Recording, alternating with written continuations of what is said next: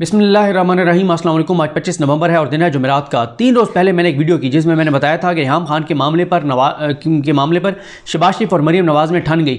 मैंने उस वीडियो में बताया था कि मरीम नवाज़ साहबा ये चाह रही हैं कि रिहाम खान पाकिस्तान आएँ और उनको नून लीग के प्लेटफॉर्म से लॉन्च किया जाए, या नून लीग के प्लेटफॉर्म पर वो ना भी हों लेकिन उनको लॉन्च इस तरह से किया जाए कि वो इमरान खान के हवाले से जो उन्होंने किताब में बातें की, जो गैर अखलाकी बातें की, जो गैर सतही बातें की, वो सारी वो बयान करें और इमरान खान को इस तरह से डेंट डाला जाए और नुकसान पहुँचाया जाए। तो बड़ी डेवलपमेंट यह है कि आज रिहाम खान साहबा पाकिस्तान पहुंच गई हैं, लेकिन अभी तक यही है कि शहबाज शरीफ और मरीम के दरमियान इसके ऊपर मामलात और तनाज़ात मौजूद हैं। शहबाज शरीफ इस हक़ में नहीं है कि रिहाम खान को लॉन्च किया जाए और इमरान खान के खिलाफ एक गैर अखलाकी और गैर सतही किस्म की कंपेन चलाई जाए। अब वैसे तो मैं ये भी कह चुका हूँ कि मुझे नज़र ये आ रहा है कि 2023 की इलेक्शन कंपेन बहुत ही फसाद और इंतशार वाली होगी और बहुत ही मुझे जो है वो गैर अखलाकी और गैर सतही नज़र आती है, क्योंकि ये जो वीडियोज़ और ऑडियोज़ का जो सिलसिला शुरू हो गया है। लेकिन रिहाम खान साहबा का पाकिस्तान आना इसलिए भी इंपॉर्टेंट है कि रिहाम खान साहबा बाहर बैठकर जब वीडियोस करती थी तो ये तासुर देती थी कि पाकिस्तान में बहुत घुटन है, पाकिस्तान में इंसानी हकूक़ की बहुत पामाली हो रही है, यहाँ पर बात नहीं हो सकती, इख्तिलाफ नहीं हो सकता, इख्तिलाफी आवाज़ नहीं उठ सकती।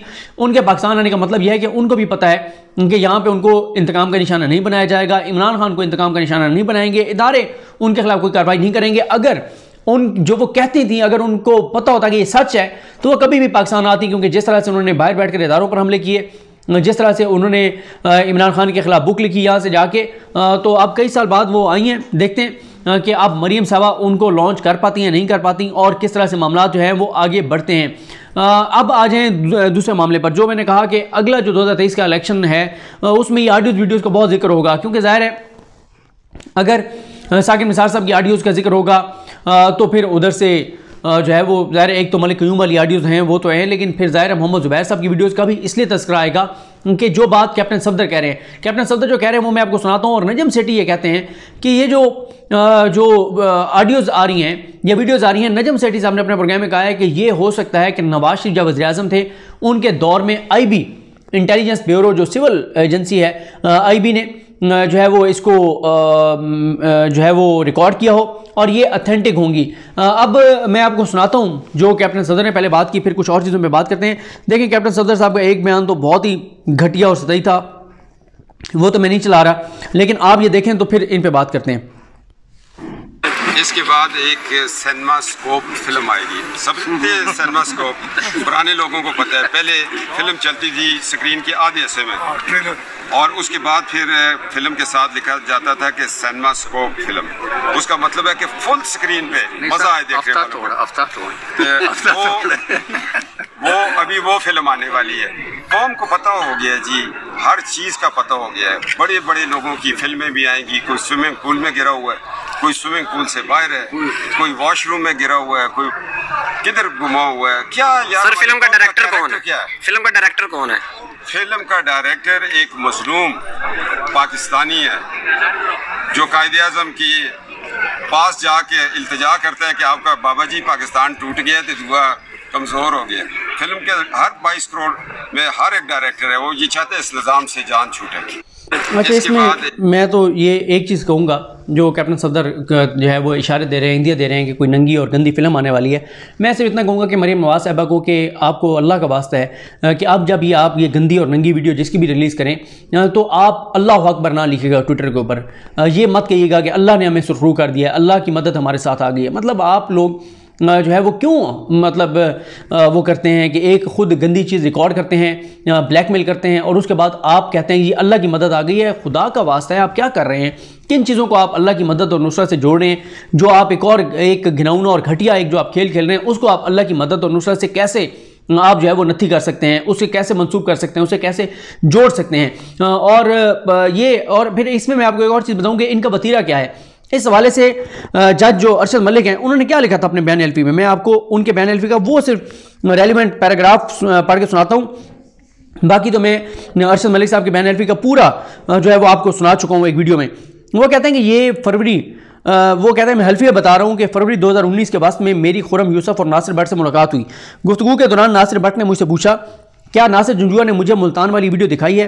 मुझे इस जुमला की फौरी समझ ना आई और पूछा कि मुझे नहीं मालूम कि वो क्या कह रहे हैं। इसके बाद नासिर भट्ट ने धमकी आमेज अंदाज में कहा कि चंद दिन में आपको वो वीडियो दिखा दी जाएगी। इसके फौरी बाद मियाँ तारिक और उनका बेटा मुझसे मिलने आए। मियाँ तारिक से मेरी पुरानी वाकफियत है। ये वाकफियत उस वक्त से है जब मैं साल 2000 से 2003 के दरमियान मुल्तान में बतौर एडिशनल डिस्ट्रिक्ट एंड सेशंस जज रहा था। मियाँ तारिक ने मुझे खुफिया तौर पर रिकॉर्ड की गई साज़बाज शुदा गैर अखलाकी वीडियो दिखाई जो कंप्रोमाइजिंग पोजीशन में थी, और कहा कि ये आप हैं जो ये सब उस वक्त कर रहे थे जब आप मुल्तान में फ़राइज़ सरंजाम दे रहे थे। ये मेरे लिए हैरानकुन था। मुझे वीडियो दिखाने के बाद नासिर भट्ट और नासिर जंजुआ ने मुझ पर दबाव डालना शुरू कर दिया और ब्लैकमेल करना शुरू कर दिया और कहा कि मैं मियाँ नवाज शरीफ की मदद करने के लिए कुछ करूँ। नासिर जंजुआ ने मुझे तजवीज़ दी कि चूँकि हिल मेटल इस्टेब्लिशमेंट रेफरेंस में सज़ा पहले दी जा चुकी है, इसलिए मुझे नवाज शरीफ की तसल्ली के लिए उनके लिए एक ऑडियो पैगाम रिकॉर्ड करना चाहिए जिसमें मुझे ये कहना होगा कि अगरचा मियाँ नवाज शरीफ के खिलाफ जुर्म साबित करने के लिए कोई शवाहिद नहीं थे, लेकिन मैंने मियाँ नवाज शरीफ को यानी अल अज़ीज़िया रेफरेंस में बासर हल्कों के बेपनाह दबाव पर सजा दी। यानी मैंने फौज के कहने पर नवाज शरीफ को सजा सुनाई, वरना नवाज शरीफ के खिलाफ कोई सबूत नहीं थे। ये अरशद मलिक कह रहे हैं कि उनको एक उनकी कंप्रोमाइजिंग वीडियो और ये आप देखें नेटवर्क देखें जो जज 2017-18 में लग रहा है एहतसाब अदालत में, उसकी 2000 से 2003 के दरमियान की 17 साल पुरानी वीडियो जो है वो इन्होंने निकाली और वो उसको दिखाई और उसको फिर ब्लैकमेल किया। तो ये इनका तरीकाकार है। फिर इसके अलावा कैप्टन सफदर जो कह रहे हैं वो इंटरेस्टिंग चीज़ें वो भी मैं आपको सुना देता हूँ और उसके बाद फिर बात करते हैं जो साकिब निसार साहब के हवाले से एक शरीफ ख़ानदान के अपने घर से जो है वो एक गवाही आई है। पहले ये सुन लें।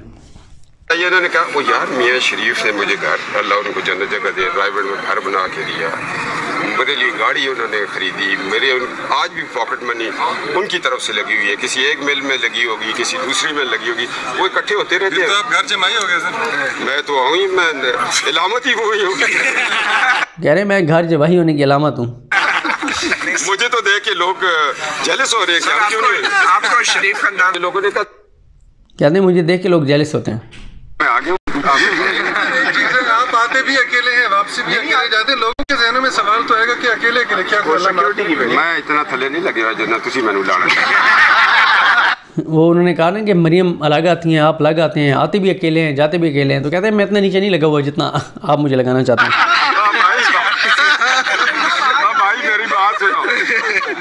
मेरी बात सुनो, मैं आता हूँ पेशावर हाई कोर्ट से। देखो ये मैं आपको खुश करता हूँ, सारा दिन आप टेंस होते हैं। मैं आता हूँ कभी पेशावर से, कभी मानसरा अदालत से।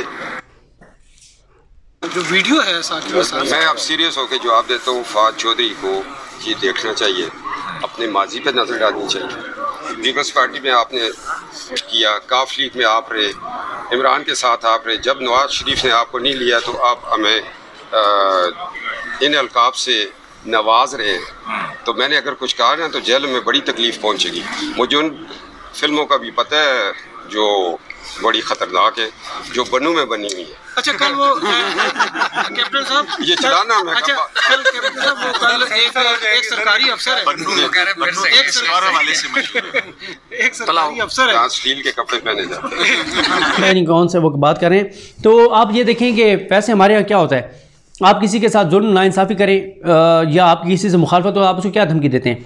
आप कहते हैं कि मैं तुम्हें अदालत में लेके जाऊंगा। ये क्या कहते हैं, मैं तुम्हारी वीडियो, नंगी वीडियो और ऑडियो लेके आ जाऊंगा। मतलब कि क्या यार बात कर रहे हैं, अजीब व गरीब तरह की इन्होंने चीज़ें कर दी हैं। और जो कैप्टन सफदर इशारा दे रहे हैं, लगता यही है कि वो अदलिया से मुतल्लिक़ कोई शख्सियत होगी, क्योंकि इस वक्त यही बताया गया। कल पता नहीं किसको मैं सुन रहा था, शायद नजम सेठी थे, कौन थे, कि नवाज शरीफ ने यही टारगेट दिया है कि अदलिया को टारगेट किया जाए। अब आ जाए साकिब निसार साहब के हवाले से एक बात लिखी है जावेद चौधरी साहब ने 2 रोज़ पहले अपने कॉलम में, और ये फवाद हसन फवाद साहब से उन्होंने बात की है। फवाद हसन फवाद जो प्रिंसिपल सेक्रेटरी थे नवाज शरीफ के और एसएम शरीफ ख़ानदान के घर के बंदे हैं, उन्होंने भी साकिब निसार साहब के उस बयान की तौसीक की है जो साकिब निसार ने कहा कि राना शमीम उनसे राना शमीम एक्सटेंशन चाहता था लेकिन एक्सटेंशन नहीं हुई, और वो ये समझते थे राना शमीम के क्योंकि साकिब निसार साहब ने कुछ ऑब्जर्वेशन नहीं थी उनके मुतालिक, उनके फैसलों के मुतालिक, इसलिए उनको एक्सटेंशन नहीं मिली थी। इस हवाले से जावेद चौधरी साहब ने खैर पूरे कॉलम में, वो ज़ाहिर है उनका एक तल्लुक़ है फवाद हसन फवाद साहब के साथ, उनकी तारीफ़ और वो सारी चीज़ें। आगे कहते हैं वो कि मैंने 2 दिन कबल फवाद हसन फवाद को फ़ोन किया और गिलगित बल्तिस्तान के साबिक चीफ जज राना शमीम और साबिक चीफ जस्टिस मियाँ साहब के निसार के दरमियान मौजूद कशमकश के बारे में पूछा। फवाद साहब का कहना था कि मैं मौजूदा कंट्रोवर्सी के बारे में नहीं जानता, लेकिन ये दोनों गलत हैं। मैंने पूछा क्या राना शमीम वाकई एक्सटेंशन चाहते थे? फवाद साहब का कहना था कि 100%, और राना साहब ने इसके लिए सिफारिशें भी करवाई। मैंने पूछा ये एक्सटेंशन क्यों चाहते थे? फवाद साहब ने कहका लगाकर जवाब दिया, मैं 5 साल वज़ीर-ए-आज़म ऑफिस में रहा, मुझे इस दौरान एक भी ऐसा सरकारी अफसर नहीं मिला जिसने एक्सटेंशन के लिए कोशिश ना की हो। सदर पाकिस्तान से लेकर चपरासी तक सरकार का कोई भी ओहदेदार नौकरी छोड़ने के लिए तैयार नहीं होता। ये मौत तक अपने ओहदे से चिपके रहना चाहता है। मैंने पूछा क्यों? ये हंसकर बोले, शायद सरकारी मुलाजमीन की ज़िंदगी में मुलाजमत के अलावा कोई तफरीह, कोई चार्म नहीं होता। राना शमीम भी इस चार्म का शिकार थे, लिहाजा उन्होंने एक्सटेंशन के लिए सर तोड़ कोशिश की। पार्टी के अहदेदारों से भी सिफारिश कराई। डॉक्टर आसिफ करमानी भी इनके सिफारशी थे। वज़ीर-ए-आज़म ने मेरी राय ली, यानी नवाज शरीफ ने मेरी राय ली। मैंने इनकार कर दिया। मेरा ख्याल था एक्सटेंशन नहीं बनती। ये उस वक्त वज़ीर-ए-आज़म नवाज शरीफ होंगे या शायद खान अब्बासी होंगे। मेरा ख्याल था एक्सटेंशन नहीं बनती, ये मेरिट का कत्ल होगा। वज़ीर-ए-आज़म ने एक्सटेंशन रिजेक्ट कर दी।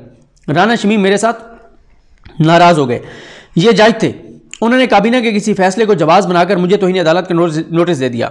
ये मुझे अपनी अदालत में भी देखना चाहते थे, लेकिन उनकी ख्वाहिश पूरी होने से पहले मुझे नैब ने गिरफ्तार कर लिया। मैं नैब की हिरासत में था, लेकिन राना साहब का गुस्सा ठंडा ना हुआ और इन्होंने मुझे गिलगित तलब कर लिया। डीजी नैब लाहौर ने उनका नोटिस पहुँचाया।